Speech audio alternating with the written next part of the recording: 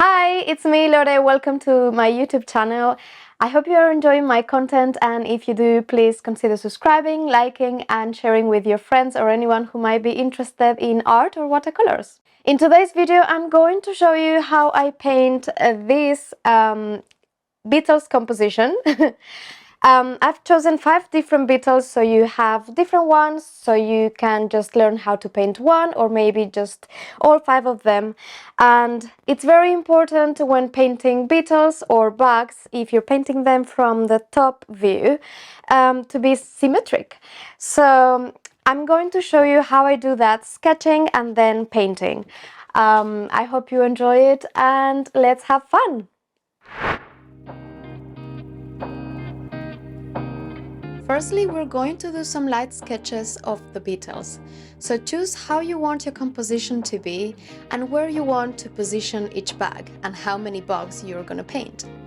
I'll start with the biggest Beetle in the middle of the page, leaving enough space for the other 4 to go on the edges. As I said, when drawing and painting bugs from top-down view, it's very important to have in mind the symmetry. So what I like to do is draw everything in mirror, and right after I draw something on one side, I will draw it again on the other side. This way you don't leave it for later, and it's easier for your visual memory to just redraw what you just did, but in mirror. So if I just did a leg, I'll just add another leg on the other side, and so on.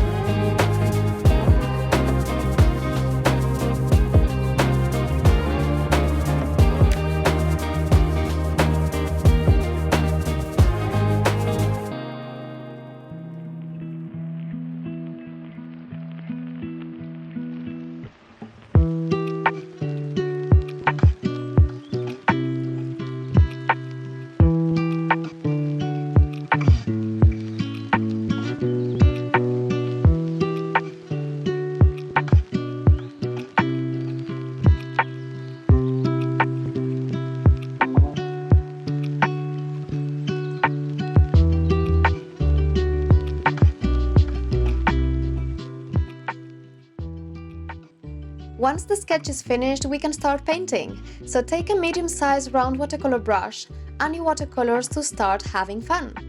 What I'm going to do is paint simultaneously more than one Beetle at a time. This way I don't have to wait for the layers to dry until I can add another one. And also, I want to use a palette of 3 or 4 colors for all the Beetles. So I end up with a beautiful picture that just makes sense and it has some harmony. So I'll probably use yellows, greens, and some blues, and some kind of black or dark color for my Beetles.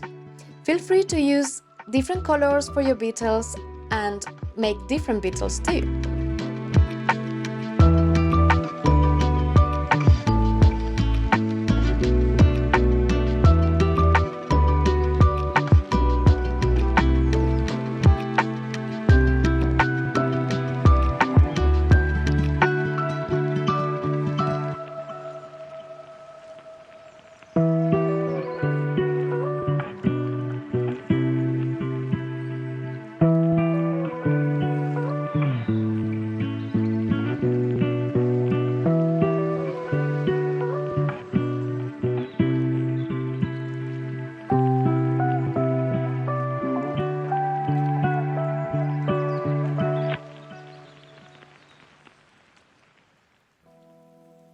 When painting shiny bugs, it's important to leave some areas white with no paint, so we can try and imitate that bright spark from the shell of the bugs.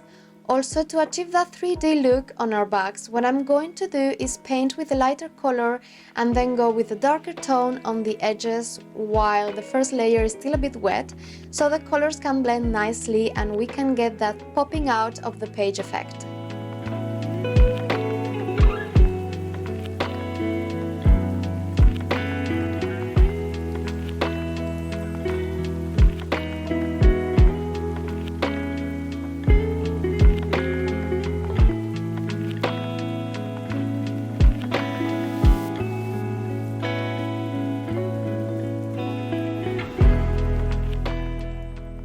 I'm also going to use these awesome metallic watercolors from Galaxy Colors. You can use any other metallic watercolors that you have or not use at all. But since I have them, I think it will give the Beetles a nice, real, shiny touch. So I'm only adding the metallic colors in some areas of the bugs. Don't get overexcited. When painting bugs, look at their patterns, textures and colors and try to replicate that as simple as you can. In many cases, you can achieve a similar effect with some dots or lines with the right color.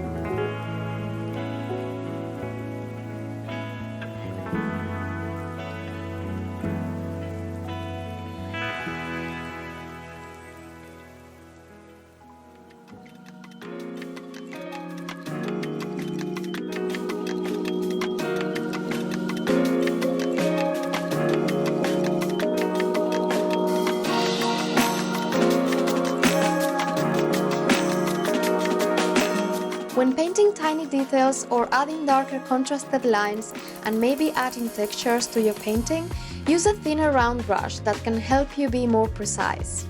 It will also be very useful for painting the legs and the antennas of the bugs, as these are quite thin in this size painting and we don't want to make a mess.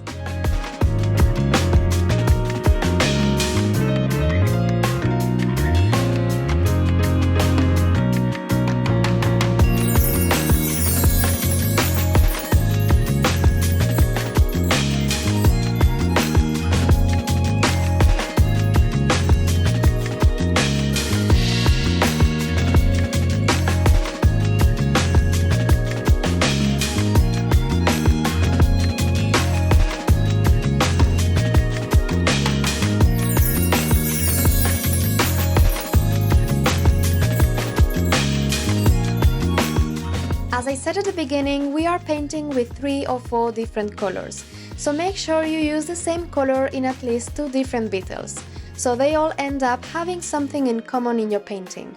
It will give it a feel of harmony and balance. For example, as you can see here, I'm using blues and purples for this Beetle and the one at the top on the right, but it also has some greens, like the big one in the middle.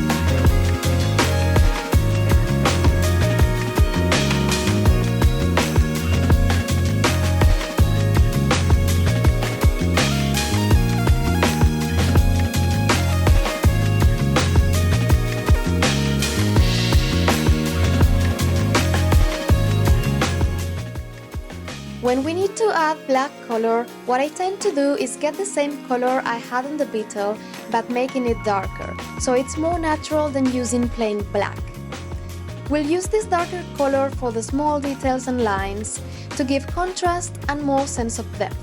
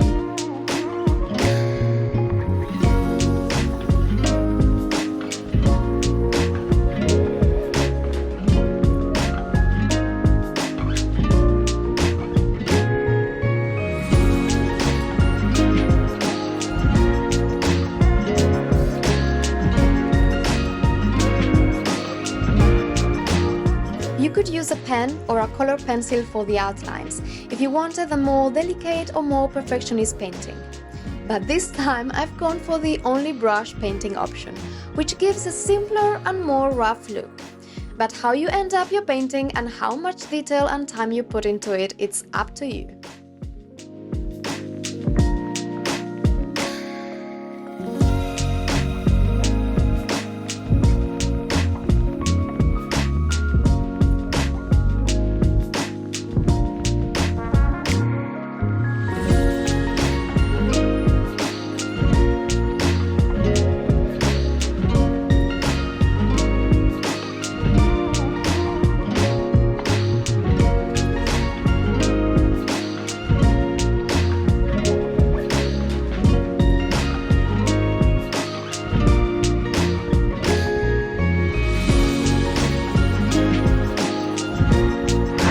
Well, I hope you enjoyed painting these Beetles with me and using metallic watercolors as well. And yeah, let me know if you have any suggestions on any other Beetles that I might need to paint sometime, and I hope you enjoyed it. See you next week with another video. Bye!